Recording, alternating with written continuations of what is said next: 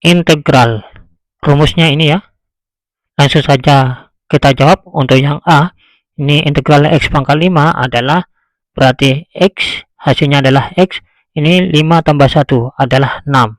Di sini ada angka 1, berarti 1 per ini 6. Jangan lupa plus, cakep. Untuk yang B, berarti di sini integral 3x pangkat 7 adalah hasilnya adalah berarti X 7 tambah 1 adalah 8. Di sini ada 3, berarti 3 kali 1, yakni 3 dibagi ini pangkatnya 8, berarti di sini adalah 8. Jangan lupa plus, cakep.